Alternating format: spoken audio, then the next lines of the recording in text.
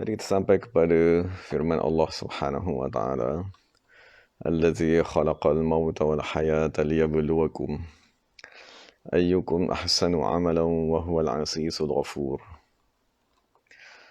Jadi hari ini insya-Allah kita bincangkan beberapa tafsir yang ditulis dan hadis-hadis yang dinyatakan oleh ulama radhiyallahu anhum. Waalaikumsalam Sufyan. Waalaikumsalam semua.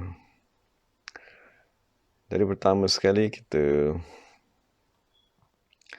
rujuk kepada firman Allah Subhanahu wa taala, liyabluwakum ayyukum ahsanu amala. Jadi kita cuba sama-samalah membincangkan ayat liyabluwakum ayyukum ahsanu amala.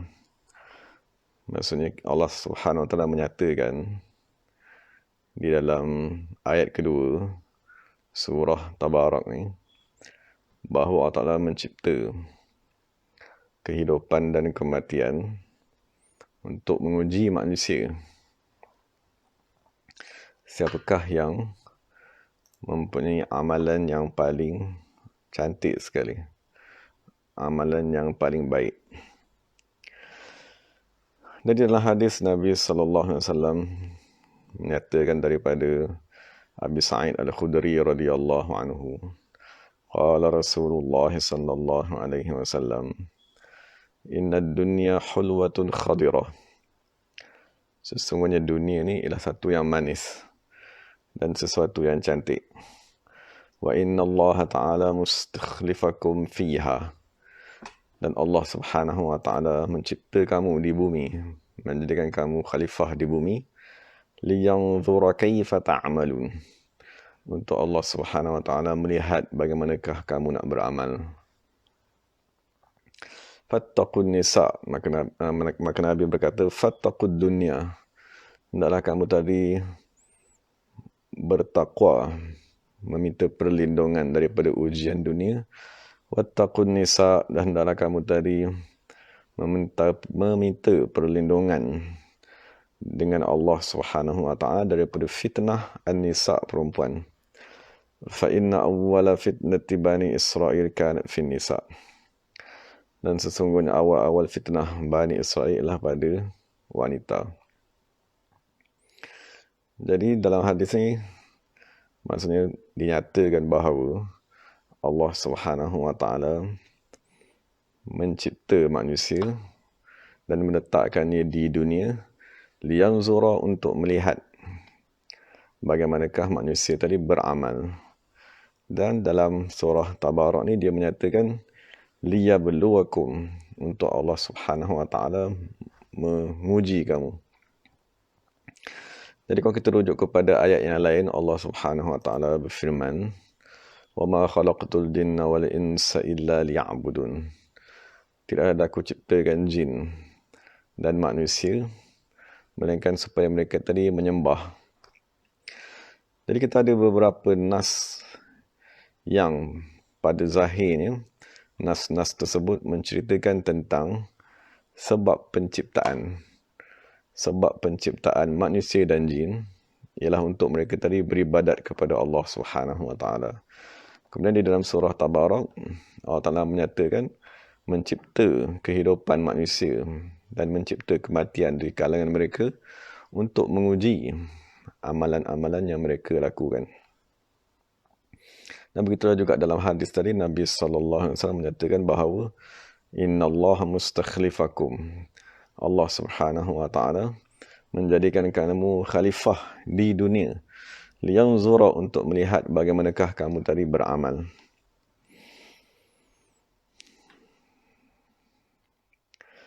Jadi daripada beberapa ayat dan hadis yang kita gabungkan tadi, kita mendapat satu jawapan kepada soalan mengapakah kita berada di dunia.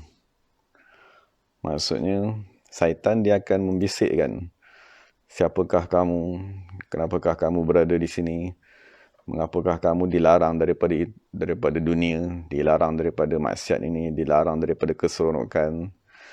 Jadi, sekiranya syaitan tadi mewas-waskan kepada diri kita, maka ada manusia yang terpedaya. Tadi mereka tidak mengetahui kenapakah mereka tadi diciptakan di dunia. Adakah mereka tadi diciptakan sia-sia? Ataupun adakah manusia tadi diciptakan tanpa tujuan? Ataupun manusia tadi diciptakan seperti makhluk-makhluk lain? Dan daripada beberapa ayat yang sedang kita bincang ni, asal kepada nas penciptaan manusia ialah liya'buduni. Maksudnya tidaklah Allah menciptakan jin dan manusia liya'budun, melainkan supaya mereka tadi memperhambakan diri kepadaku. Jadi itu ialah jawapan kepada persoalan mengapakah kita tadi diciptakan. Jadi jawapan ni ialah liya'budun, untuk mereka tadi bekerja. Jadi apabila kita membincang lafaz ibadat dia merujuk kepada satu kerja yang mesti dibuat. Kerja seperti solat, kerja seperti sembahyang, membaca Al-Quran, menunaikan haji, umrah, muamalat, mentadbir negara dan seumpamanya. Jadi kita dicipta di dunia dengan satu tugasan. Liya'budun, dia merujuk kepada satu tugasan. Tugasan ni ialah memperhambakan diri. Tapi setelah kita melaksanakan tugasan tersebut, seperti sembahyang, maksudnya kita sembahyang daripada umur kita 15 sampailah 25, 35, 45. Jadi setelah kita melaksanakan tugasan ibadat tadi dalam satu masa yang panjang, jadi persoalannya, apakah yang kita capai? Apakah yang kita dapat daripada ibadat yang telah kita lakukan? Jadi sekarang ni, apabila Allah SWT menyatakan liyabluwakum, liya'budun, sebab lafaz lam pada kalimat liyabluwakum, lam tu membawa maksud kerana. Tidak ada aku ciptakan jin dan manusia, melainkan kerana ataupun supaya. Jadi dia merujuk kepada ilat. Ilat ni maknanya sebab sesuatu perbuatan tadi dilakukan. Jadi perbuatan penciptaan manusia dan jin, perbuatan Allah Ta'ala menghidupkan manusia ialah kerana sesuatu tujuan, iaitu beribadat. Jadi apabila kita dah mengetahui tujuan hidup kita beribadat, jadi dia tidak berhenti pada ibadat tersebut. Itu ialah satu kerumitan apabila kita membaca ayat-ayat Al-Quran. Maksudnya kadang-kadang ayat Quran dia menyatakan satu perkara, tetapi dia kendaki perkara yang rentetan daripada perkara tersebut. Seperti kalau kita kata kepada anak kita, wahai anakku, pergi sekolah, belajarlah dengan bersungguh-sungguh. Jadi sekiranya kita tiap-tiap hari ulang, wahai anakku, belajarlah bersungguh-sungguh. Pergi ke sekolah ni, belajar bersungguh-sungguh. Jadi kita pun faham, ibu bapa, apabila dia bercakap kepada anaknya, pergilah ke sekolah, belajarlah bersungguh-sungguh, ada perkara lain yang dikehendaki oleh bapa tersebut. Maksudnya, pergi ke sekolah, kata 1, 2, 3, 4, 5, belajarlah bersungguh-sungguh, supaya kamu tadi lulus di dalam peperiksaan SPM dengan keputusan yang cemerlang. Tapi lulus peperiksaan SPM dengan keputusan yang cemerlang, itu bapak ni tak pernah cakap. Bapaknya cuma kata, pergi sekolah, belajarlah rajin-rajin. Pergi sekolah, belajarlah bersungguh-sungguh. Buat kerja rumah dan seumpamanya. Jadi begitulah juga apabila kita baca ayat, wa ma khalaqatul jinna wal insa illa liya'budun. Tidak aku ciptakan jin dan manusia melainkan untuk beribadat. Jadi beribadat ialah kerja. Kerja seperti kita kata kepada anak, pergi ke sekolah, belajar rajin-rajin. Belajar rajin-rajin itu adalah satu kerja. Tapi apakah hasil yang perlu dicapai oleh anak tadi? Hasilnya ialah lulus di dalam peperiksaan dengan cemerlang. Jadi sekiranya anak tu hanya pergi sekolah, belajar dengan begitu rajin sekali, apabila sampai masa peperiksaan, dia pun tak pergi periksa, maka bapaknya akan marah. Bapak dia kata, aku suruh kamu belajar rajin-rajin, kan, supaya kamu tadi masuk dalam periksa dan lulus dengan cemerlang. Tapi sekiranya anak tadi tak faham, dia kata, bapak tak pernah cakap pun suruh masuk periksa, kan, bapak hanya suruh saya belajar saja rajin-rajin. Jadi itu ialah kekurangan dalam kefahaman. Maksud kelemahan anak tadi memahami tujuan percakapan bapanya. Jadi begitulah juga apabila Allah Ta'ala kata kepada kita, وَمَا خَلَقْتُ الْجِنَّ وَالْإِنسَ إِلَّا لِيَعْبُدُونَ. Tidak aku ciptakan jin dan manusia, melainkan supaya mereka menyembah daku. Jadi menyembah tu ialah kerja. Tugasan yang kita kena buat semenjak kita balik. Daripada umur kita 15, sampailah kepada satu tempoh masa tertentu. Jadi persoalannya, ibadat yang menjadi tugasan, apakah tujuan ibadat tu pula?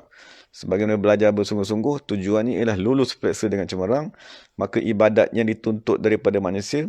Persoalannya, apakah tujuan ibadat tu? Tujuan ibadat tu sendiri. Maka itulah yang dinyatakan oleh Ibn Abbas radhiyallahu anhu. Dia berkata, hendaklah kamu menyembah Allah Subhanahu wa taala liya'rifun, agar mereka mengenal Allah Subhanahu wa taala.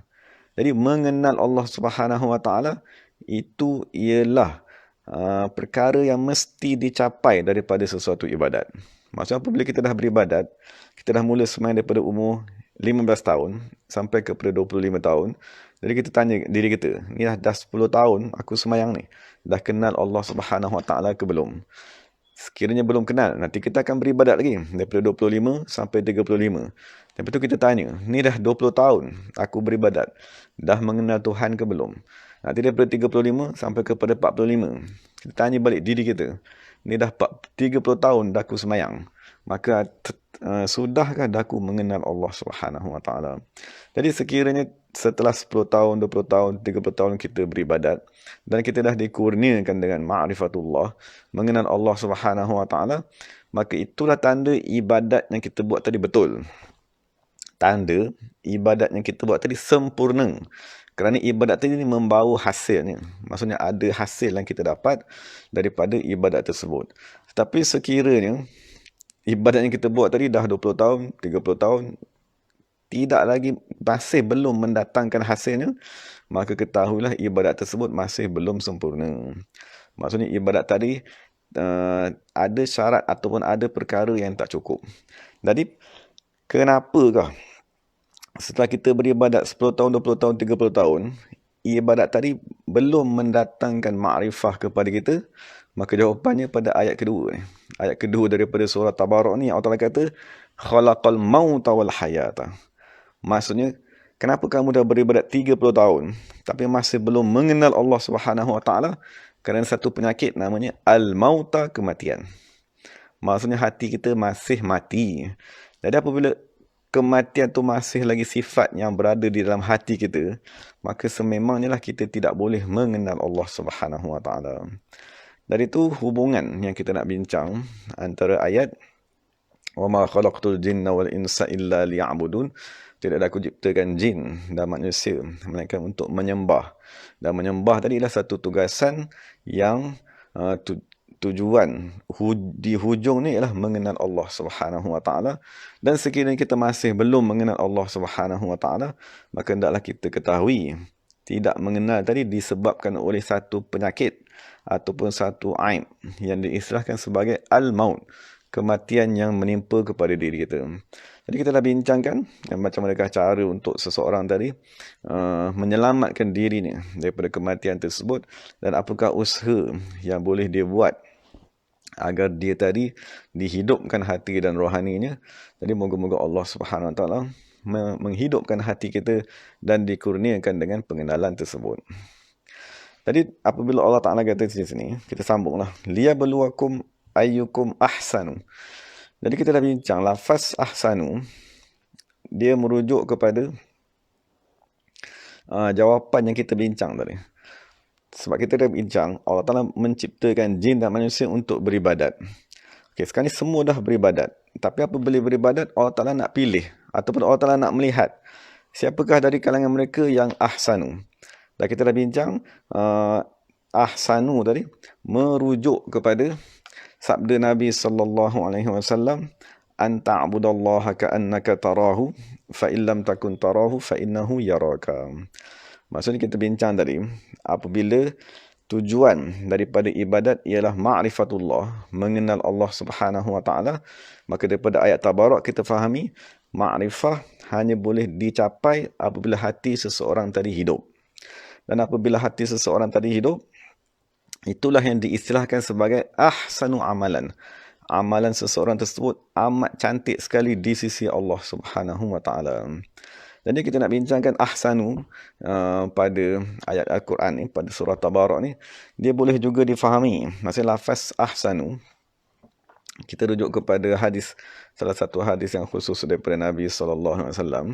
Maksudnya daripada Abdullah ibnu Umar anin Nabi SAW. Maksudnya annahu tala hadhil ayah. Maksudnya daripada Sayyidina Abdullah ibn Umar, satu ketika Nabi membaca ayat Al-Quran, liyabluwakum ayyukum ahsanu amala. Qala, bersabda Nabi SAW, ayyukum ahsanu aqlan wa arwa'u wa awra'u an maharimillah wa asra'u fi ta'atillah. Dan apabila Nabi SAW membacakan ayyukum ahsanu amalan, Nabi menyatakan siapakah dari kalangan kamu yang paling cantik sekali ataupun yang paling sempurna sekali akalnya. Okay, jadi kita dah bincang tadi bahawa tujuan sesuatu ibadat ialah mengenal Allah Subhanahu wa taala. Jadi dalam ayat ni kan seolah-olah Allah Subhanahu wa taala nak bagi tahu kepada kita bagaimanakah cara kita tadi nak mencapai ma'rifatullah. Kan bagaimanakah cara kita tadi nak dikurniakan dengan mengenal Allah Subhanahu wa taala. Kita mesti mengusahakan ahsanu tadi. Maksud kita tadi mesti berusaha agar dikurniakan dengan ahsanu. Jadi ahsanu tadi dia merujuk kepada hadis yang kita dah bincang tadi. Hadis daripada Nabi SAW yang merujuk kepada an ta'budallaha ka'annaka tarahum. Kamu menyembah Allah Subhanahu wa taala seperti kamu melihat Allah Subhanahu wa taala, dan sekiranya kamu tidak melihat Allah Subhanahu wa taala, maka yakinlah bahawa Allah Subhanahu wa taala melihat kamu. Jadi macam mana kita nak bincang tadi tu? Maksudnya Nabi SAW berkata, sesuatu amalan dia mempunyai beberapa peringkat. Maksudnya pertama sekali amalan tadi kita buat dengan jasad. Dengan lidah sebagai contohnya, kita membaca la ilaha illallah, la ilaha illallah. Kemudian amal tadi tu dia berpindah kepada hati. Maka kita mengingati Allah Subhanahu wa taala dengan hati. Maksudnya kita berusaha menyebut lafaz Allah di dalam hati. Kita berusaha menghidupkan hati tersebut. Dan apabila hati tadi telah hidup, maka nur daripada hati tadi akan dipindahkan kepada otak. Kan, maksudnya akan dipindahkan kepada akal manusia. Jadi apabila nur tadi dah dipindahkan kepada akal, barulah manusia tadi boleh menyaksikan Allah Subhanahu wa taala. Maksudnya barulah manusia tadi boleh membuat satu amalan yang diistilahkan sebagai mengenal Allah Subhanahu wa taala dengan akal ni yang sempurna. Maksudnya kita dah bincang sebelum ni, akal manusia sebelum disinari dengan nur daripada hatinya, akal tersebut diistilahkan sebagai tidur. Jadi akal yang tidur, dia tidak boleh melihat kepada keagungan Allah. Dia tak boleh mengenal Allah Subhanahu wa taala. Dia tak boleh mencapai ma'rifatullah. Jadi itu sebab kita bincang tadi, perlunya ada hati yang hidup. Dimasukkan nur di dalam hati tersebut sehinggalah nur tadi berkembang di dalam hati manusia, naik kepada akalnya. Dan apabila akal manusia tadi dah hidup, akal manusia tadi dah bangkit, maka pada ketika itu barulah manusia tadi dikurniakan dengan pengenalan kepada Allah Subhanahu wa taala. Jadi walaupun di dalam Al-Quran dinyatakan ahsanu amalan, amalan yang paling baik, amalan yang paling sempurna, tapi Nabi SAW mensyarahkan bahawa kemuncak amalan manusia yang paling baik apabila amalan tadi diusahakan oleh akal. Maksudnya kita amalan tadi di peringkat awal kita bincang tadi diusahakan oleh lidah. La ilaha illallah, la ilaha illallah. Itu peringkat pertama amalan. Diusahakan dengan lidah. Kemudian amalan tadi berpindah daripada lidah kepada hati manusia. Hati pula yang berzikir mengingati Allah Subhanahu wa taala. Jadi hati ni amat penting. Kan apabila hati tadi hidup, maka dia seperti enjin kan, untuk menghidupkan anggota-anggota batin yang lain. Dan anggota batin yang paling penting sekali yang nak dihidupkan ialah akalan tadi. Yang Nabi bagi tahu, ayyukum ahsanu aqlan. Jadi apabila akal manusia tadi dah boleh dihidupkan, barulah manusia tadi boleh mampu untuk melihat kepada Allah Subhanahu Wa Taala. Melihat kepada Allah itulah yang diistilahkan sebagai ahsanu, atau pada hadis Jibril diistilahkan sebagai al-ihsan. Maksudnya memandang kepada Allah Subhanahu Wa Taala. Jadi itu salah satu sudut kefahaman yang kita nak bincang. Maksudnya amalan tadi dia berkembang kan, daripada satu keadaan kepada satu keadaan kan, daripada keadaan zahir amalan tadi berpindah kepada keadaan yang batin. Jadi Imam Ghazali kan dia menyatakan bahawa ibadat mereka yang mempunyai mata hati kan, maksudnya apabila kita dah mula beribadat, mula mendekatkan diri kepada Allah Subhanahu Wa Taala, jadi ibadat mereka yang mempunyai mata hati, Imam Ghazali berkata, tertumpu kepada zikrullah dan tafakur. Maksudnya bermula daripada hati kerana amalannya ialah zikrullah. Kenapa bila amalan tadi dah dipindahkan ke otak, maka dia diistilahkan sebagai tafakur. Kerana kecintaan yang amat sangat kepada keagungan dan kebesaran Allah. Semua amalan yang lain dihukumkan sebagai tambahan untuk menguatkan zikrullah dan tafakur. Jadi ibadat-ibadat seperti puasa, kan, zakat, haji dan umrah sebagainya, dia diistilahkan sebagai ibadat tambahan untuk menguatkan hati dan akal manusia. Ramai manusia tersalah sangka apabila menganggap ibadat manusia yang mempunyai iman yang kuat sama seperti ibadat manusia yang mempunyai iman yang lemah. Jadi kita bincang tadi, ahsanu amalan, amalan yang paling baik dia bermula daripada menghidupkan lidah kita tadi dengan berzikir mengingati Allah. Kan daripada hati kita dia bercakap dunia. Kan sebab Nabi kata tadi, antara fitnah dunia yang paling besar ialah kita bercakap dunia. Kan apabila kita bercakap tentang dunia, maka zulumat dunia tadi akan berpindah kepada hati. Apabila zulumat dunia masuk ke dalam hati, maka hati manusia tadi akan mati. Jadi Imam Ghazali berkata, ramai ahli sufi berkata, manusia mengamalkan ibadat yang boleh dilihat di mata manusia di awal perjalanan ibadatnya. Maksudnya dia mulakan dengan ibadat lidah, la ilaha illallah. Namun apabila dia sampai di penghujung ibadat, amal ibadatnya berpindah kepada batinnya. Itulah yang nak dibincangkan. Yang Nabi kata, ahsanu aqlan. Kan, maksudnya, amalan siapakah yang paling baik? Ialah amalan yang dimulakan dengan lidah berzikir, berpindah kepada hati yang hidup dan naik kepada akal yang bertafakur kepada Allah Subhanahu Wa Taala. Di kala itu, hati berkekalan di dalam menyaksikan Allah Subhanahu Wa Taala dan hadir dengannya. Anggota zahir tidak lagi sibuk dengan ibadat-ibadat yang zahir. Maka orang tadi kita akan lihat tidak bergerak banyak seperti mana orang lain melakukan ibadat. Lalu disangka keadaan tersebut sebagai pengabaian ibadat. Tidak sekali-kali. Bahkan itulah manusia yang tenggelam dalam hakikat ibadat dan kemuncaknya. Peribahasa berkata, mata kelawar yang lemah daripada memandang kepada cahaya matahari, bukan matahari yang tidak bercahaya.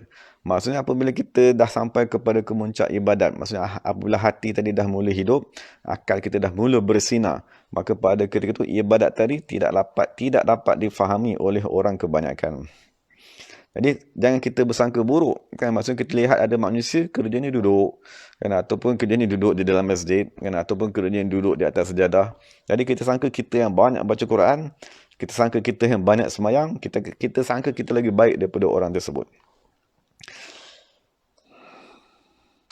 Setelah Allah Subhanahu Wa Taala menjelaskan beberapa perkara yang berkaitan dengan zikir, Allah menyatakan pula tentang tafakur yang merupakan ibadat yang paling agung dan paling afdal. Ia merupakan ibadat arif billah dan penghujung bagi al-muqarrabin. Dalam hadis dinyatakan bertafakur sejenak lebih baik daripada ibadat 70,000 tahun.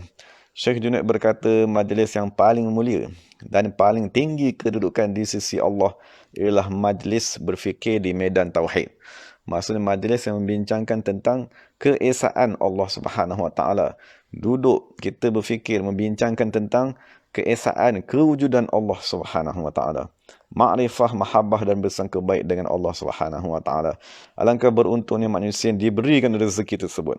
Imam Qushairi berkata, bertafakur ialah sifat bagi semua manusia yang ingin mengenal Allah Subhanahu Wa Taala. Hasil bertafakur ialah sampai kepada Allah Subhanahu Wa Taala dengan syarat ilmu. Apabila akal terselamat daripada segala gangguan, maka seseorang hamba akan mencapai ilmu hakikat.